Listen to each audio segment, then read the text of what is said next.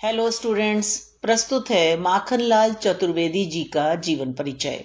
इनका जन्म हुआ 4 अप्रैल 1889 और मृत्यु 30 जनवरी 1968। तो आइए अब जीवन परिचय जानते हैं। राष्ट्रीय भावना और ओज के कवि माखनलाल चतुर्वेदी जी का जन्म 4 अप्रैल 1889 को उत्तर प्रदेश के होशंगाबाद जिले के बाबई ग्राम में हुआ था। इनके पिताजी का नाम श्री नंदलाल चतुर्वेदी था, जो कि पेशे से प्राइमरी स्कूल के अध्यापक थे, तथा माताजी का नाम श्रीमती सुंदरीबाई था। आरंभिक शिक्षा दीक्षा घर पर ही हुई, किंतु फिर इनकी माताजी ने इन्हें इनकी बुआ के पास सिरमनी नामक कस्बे में भेज दिया। यहीं रहकर माखनलाल चतुर्वेदी जी ने लगभग 10 वर्षों तक शिक्षा पाई और वहीं से इन्हें काव्य रचना की प्रेरणा मिली। इसके बाद इन्होंने स्वाध्याय से ही संस्कृत, बांग्ला, गुजराती, मराठी व अंग्रेजी भाषाओं का ज्ञान अर्जित किया। 1904 में 15 वर्ष की आयु में 11वीं बाई से इनका विवाह हो गया, किंतु कुछ वर्षों के वैवाहिक जीवन के बाद इनकी पत्नी की गंभीर बीमारी के कारण मृत्यु हो गई। इन पर स्वामी रामतीर्थ, पंडित माधवराव सप्रे, सैयद अली मीर व माणिक चंद्र जैन के विचारों का व्यापक प्रभाव पड़ा। 1905 में बंबई के निकट देहात मसन में अध्यापक के रूप में नौकरी की। जब इनका तबादला 1907 में खंडवा जिले में हुआ, तब तक ये हिंदी साहित्य जगत में एक प्रतिष्ठित कवि के रूप में अपना स्थान बना चुके थे। फिर नौकरी से इस्तीफा दे दिया और अपना संपूर्ण जीवन साहित्य सृजन में लगा दिया। 1913 में इन्होंने प्रभा पत्रिका का संपादन शुरू किया और इसी क्रम में गणेश शंकर विद्यार्थी के संपर्क में आए, जिनके देश प्रेम और सेवा व्रत का इन पर गहरा प्रभाव पड़ा। 1921 में असहयोग आंदोलन के दौरान राजद्रोह के आरोप में सरकार ने इन्हें कारागार में डाल दिया, जहां से 1 वर्ष बाद मुक्ति मिली। 1924 में गणेश शंकर विद्यार्थी की गिरफ्तारी पर प्रताप नामक मासिक पत्रिका का संपादन संभाला। ये खंडवा से प्रकाशित कर्मवीर पत्र का भी 30 वर्षों तक संपादन व प्रकाशन करते रहे। कालांतर में संपादक सम्मेलन और हिंदी साहित्य सम्मेलन के अध्यक्ष भी रहे। पुष्प की अभिलाषा और अमर राष्ट्र जैसी रचनाओं के रचयिता इस महाकवि को सागर विश्वविद्यालय ने 1959 में डी लिट की मानद उपाधि से भी सम्मानित किया। अपने साहित्य द्वारा नवजागरण तथा क्रांति का शंख फूंकने वाले कलम के इस सिपाही का 30 जनवरी 1968 को निधन हो गया। रचनाएं काव्य कृतियों के अंतर्गत हिम किरीटिनी, हिम तरंगिणी, युग चरण, समर्पण, मरण ज्वार, माता, वेणु लो गूंजे धरा, बीजुरी काजल आंज रही आदि। गद्यात्मक रचनाएं कृष्णार्जुन युद्ध, साहित्य के देवता, समय के पांव, अमीर इरादे गरीब इरादे आदि। माखनलाल चतुर्वेदी रचनावली में इनकी रचनात्मक कृतियों का संकलन किया गया है।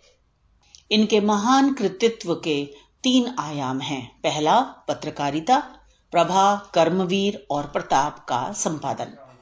दूसरा आयाम इनकी कविताएं, निबंध, नाटक और कहानी। तीसरा, इनके अभिभाषण और व्याख्यान। साहित्यिक विशेषताएं। चतुर्वेदी जी ने ओजपूर्ण और भावात्मक शैली में रचनाएं करके युवकों में जो ओज और प्रेरणा का भाव भरा, उसका राष्ट्रीय स्वतंत्रता आंदोलन में बहुत बड़ा योगदान है।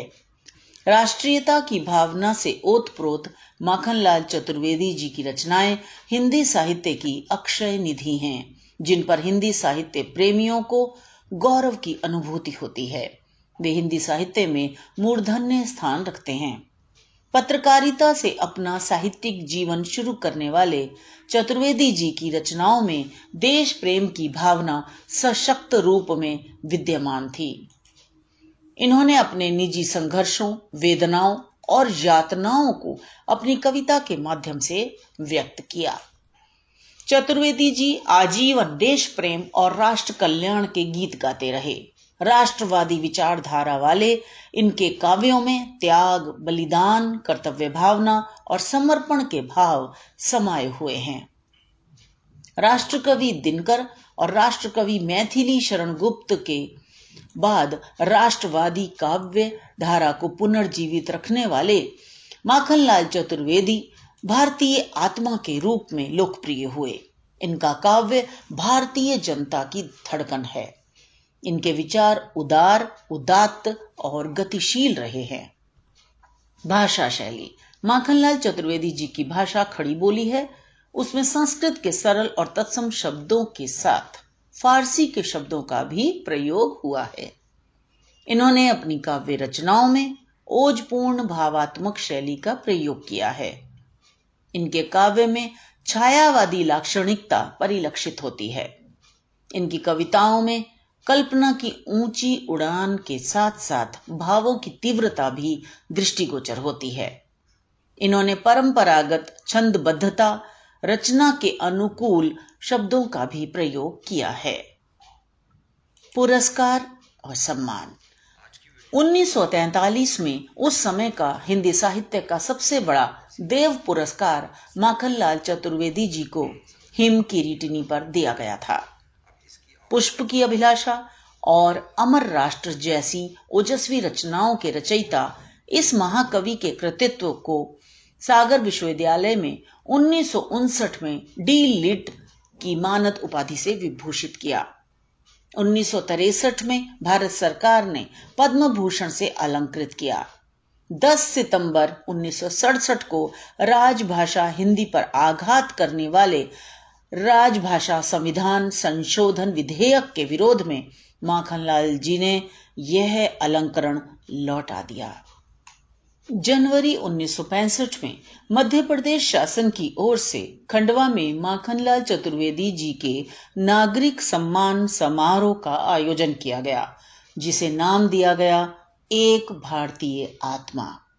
भोपाल का माखनलाल चतुर्वेदी पत्रकारिता विश्वविद्यालय इन्हीं के नाम पर स्थापित किया गया है। इनके काव्य संग्रह हिम तरंगिणी के लिए इन्हें 1955 में हिंदी साहित्य अकादमी पुरस्कार से भी सम्मानित किया गया। इसके अतिरिक्त भारत सरकार ने इनके नाम से डाक टिकट भी जारी किया, जिसकी तस्वीर यहां दी गई है। कर्मवीर एक ऐसा पत्र था जिसके संपादक माखनलाल चतुर्वेदी जी आजादी के आंदोलन के अग्रणी नेता थे। आजादी के समय देश के बंटवारे का दंश सभी देशवासियों के मनों को मथ रहा था। इस भावना को व्यक्त करते हुए कर्मवीर में 15 अगस्त 1947 को माखनलाल जी लिखते हैं, यह 15 अगस्त है, भारत के 2 टुकड़े हैं, किंतु आजाद है। क्या पूर्ण आजाद है? साहित्यकार हूं, मुख्यमंत्री क्यों बनूं?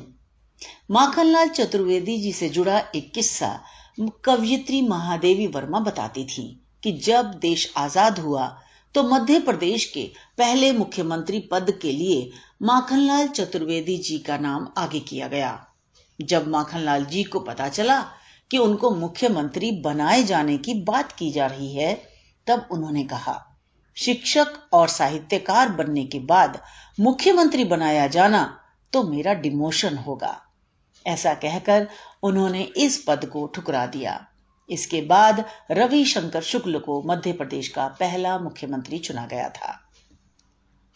छात्रों, मुझे आशा है कि आपके लिए यह जीवनी लाभदायक रही होगी। तो मिलते हैं अगली जीवनी में। धन्यवाद।